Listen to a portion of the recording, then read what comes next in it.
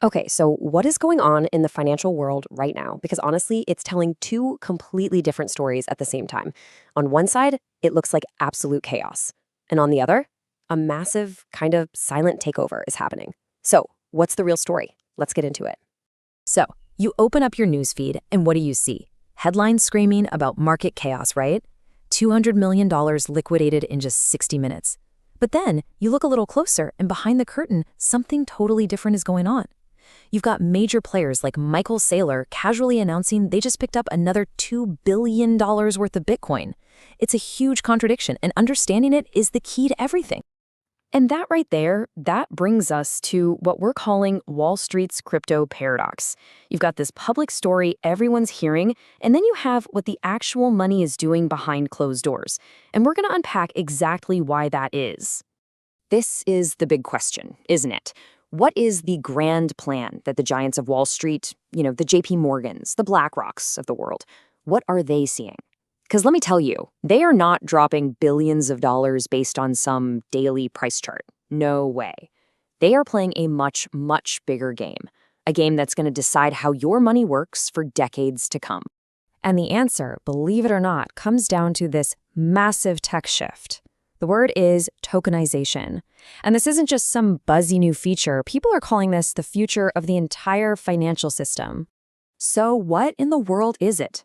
Well, put really simply, tokenization is just the process of turning a real-world asset, think a stock, a bond, maybe even the deed to a house, into a digital token that lives and trades on a blockchain. It's all about making finance digital, programmable, and instant.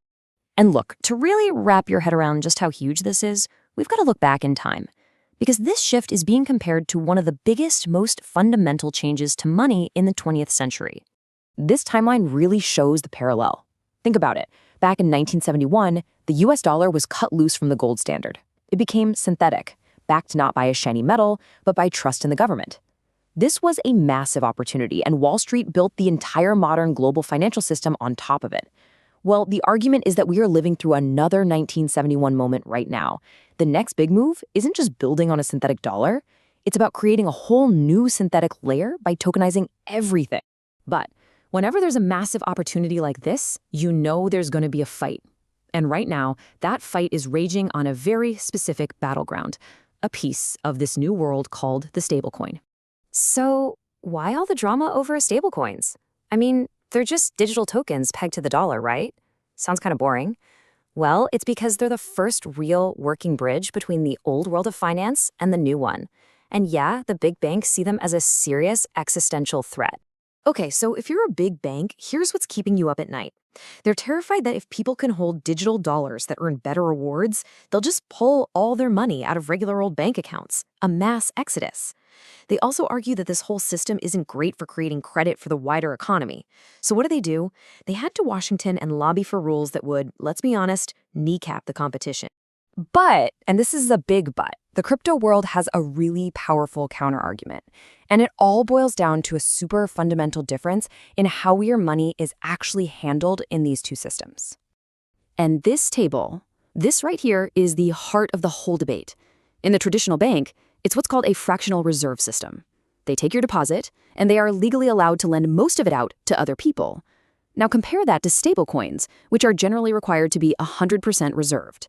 As you can see, your funds are not getting lent out unless you explicitly choose to opt in. That's the key. And you don't have to take my word for it. Here's the CEO of Coinbase, Brian Armstrong, just laying it all out there on national TV. He's saying the entire banking system is based on lending out your money without you really giving direct permission. It's a huge claim, and it gets right to the core of this whole conflict. So it sounds like an all-out war, right? Banks on one side, crypto on the other.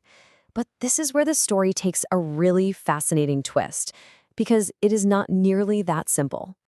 It all comes down to this one single number. 5. 5 of the top 20 banks in the world are already clients of Coinbase.